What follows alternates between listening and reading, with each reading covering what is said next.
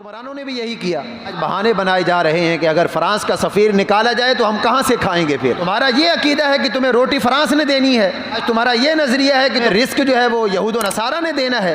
وما من دابۃ فی الارض الا علی اللہ رزقها. میرا رب تو فرماتا ہے کہ ہر جاندار کا رزق جو ہے وہ اللہ کے ذمہ کرم پر ہے. اللہ نے اس کو رزق دینا ہے. آج تم نے اللہ کو چھوڑ کر یہود و نصارہ سے تمہیں امیدیں ہیں کہ وہ تمہیں مال دیں گے, وہ تمہیں رزق دیں گے. آج اللہ رسول کی خاطر تم ایک ملک کا سفیر نہیں نکال سکتے, اور وہ بھی اس ڈر سے کہ ہم پھر کہاں سے کھائیں گے, ہمارا کیا ہوگا, پھر ہمارا ملک کیسے چلے گا, ہماری معیشت تباہ ہو جائے گی. جو تیرے در سے یار پھرتے ہیں در بدر یوں ہی خار پھرتے ہیں. یا رسول اللہ, جو آپ کے در سے پھرتے ہیں نا وہ در بدر ذلیل و خوار ہوتے رہتے ہیں. پھر کبھی فرانس کا دروازہ کھٹکھٹاتے ہیں, تو کبھی امریکہ کے دروازہ کھٹکھٹاتے ہیں, تو کبھی کس کے دروازے پر کٹورا لے کر کھڑے ہوتے ہیں, کبھی کس سے بھیک مانگتے ہیں, کبھی کس سے بھیک مانگتے ہیں. بخدا خدا کا یہی ہے در, نہیں اور کوئی مفر مخر. جو وہاں سے ہو یہیں آ کر ہو, جو یہاں نہیں تو وہاں نہیں.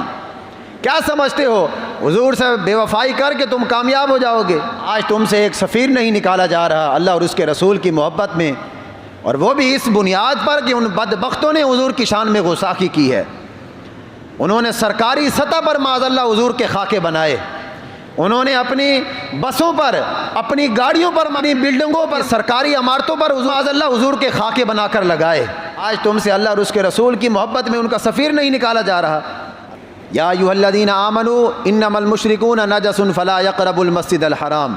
میرا رب فرماتا ہے کہ اے ایمان والو, تمام مشرک یہ محض نجس ہیں. فلا یقربوا المسجد الحرام. سو اس سال کے بعد کوئی بھی مشرک مسجد حرام کے قریب تک نہ آئے. جب فتح مکہ ہوا نا, فتح مکہ سے پہلے تو ظاہر سارا کنٹرول کافروں کے ہاتھ میں تھا. فتح مکہ جب ہوا تو اللہ نے قرآن میں آیت نازل فرمائی کہ اے محبوب اپنے غلاموں سے فرما دیجئے کہ یہ مشرک, یہ کافر, یہ یہودی, یہ نصرانی, یہ سب کے سب نجس ہیں, یہ پلید ہیں, اور اللہ کا گھر جو ہے یہ پاک اور صاف ہے, اور اس میں پاک اور صاف ہی لوگ آ سکتے ہیں. اے محبوب ان سے فرما دیجئے. اب مشرکوں پر ظاہر ہے جب فتح مکہ ہوا تو آہستہ آہستہ مشرکوں پر, کافروں پر پابندیاں لگیں. یہ پابندی بھی اللہ نے لگا دی کہ آج کے بعد کوئی بھی مشرک مسجد حرام کے قریب بھی نہیں آئے گا. آج جو موجودہ حکمران کہتے ہیں ہمارے ملک کا کیا ہوگا, ہماری معیشت کیسے چلے گی, اس وقت بھی چند لوگوں کے دلوں میں یہ بات آئی کہ مالدار تو یہی کافر ہیں, یہی مشرک ہیں, ہم ان سے تجارت بھی کرتے ہیں, ہم ان سے خرید و فروخت بھی کرتے ہیں, اگر یہی مکہ میں نہیں آئیں گے تو پھر ہم کہاں سے کھائیں گے. یہ بھی ذہن میں رکھیں. آج کے مسلمانوں کی مالی حالات ہیں, اس وقت کے مسلمانوں کے مالی حالات تھے, ان دونوں حالات میں زمین اور آسمان کا فرق ہے. اللہ نے جب یہ آیت نازل فرمائی اس وقت ایسے حالات تھے کہ مسلمانوں کے گھر میں ایک کھجور ہوتی تھی, ایک کھجور سے وہ 4 دن گزارا کرتے تھے. ان حالات میں اللہ نے یہ منع فرما دیا کہ آج کے بعد کوئی بھی مشرک جو ہے وہ مسجد حرام کے قریب نہیں آئے گا. تو لوگوں کے دلوں میں جو ہے وہ ایک عجیب و غریب بات پیدا ہوئی کہ مال تو ہے ان کے پاس دولت ہے, مشرکوں کے پاس, ان کے پاس سب کچھ ہے, ہمارا کاروبار ان سے چلتا ہے. اللہ نے ان کو منع فرما دیا ہے کہ یہ اب مسجد حرام کے قریب ہی نہیں آئیں گے, تو پھر ہم کاروبار کیسے کریں گے. آج اگر تم نے ایاک نعبد و ایاک نستعین سے آگے قرآن پڑھا ہوتا تو تمہیں پتہ ہوتا کہ اس وقت بھی یہ صورتحال پیدا ہوئی تھی. تو اللہ نے پھر کیا فرمایا تھا, تو میرے رب نے فرمایا وَإِنْ خِفْتُمْ عَيْلًا. نے فرمایا اے محبوب ان سے فرما دیجئے اگر اللہ اور اس کے رسول کے حکم کی اطاعت کرنے کے بعد انہیں تنگ دستی کا خوف ہے, انہیں یہ خوف ہے کہ ہم کہاں سے کھائیں گے, ہمارا کیا ہوگا, ہمارا ملک کیسے چلے گا, ہماری معیشت کا کیا ہوگا. اور آج تو الحمدللہ معیشت بہتر ہے. اس وقت تو ایک کھجور پر 4 دن گزارا ہوتا تھا, ایک چادر پر 6 مہینے گزارا ہوتا تھا. اس وقت تو معیشت کے یہ حالات تھے.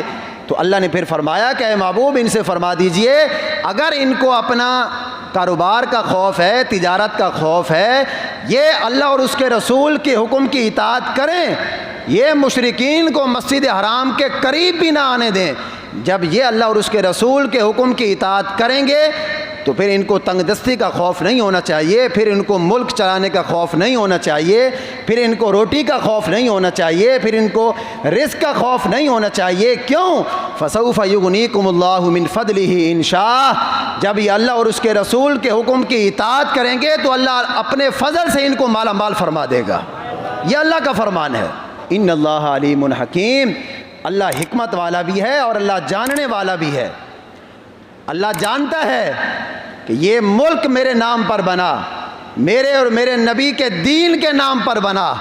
آج اس ملک کے حکمران میرے اور میرے نبی کے دین کی خاطر فرانس کے سفیر کو نکال رہے ہیں، تو اللہ جانتا ہے کہ ان کے ملک کی معیشت کیسی ہے۔ آج کے حکمرانوں کو یہ چاہیے وہ اپنے دل کو صاف کر کے اللہ اور اس کے رسول کے حکم کی اطاعت کریں۔ اللہ یہ جانتا ہے ملک کے حکمران فرانس کے سفیر کو کیوں نکال رہے ہیں، یہ بھی اللہ کے علم میں ہے۔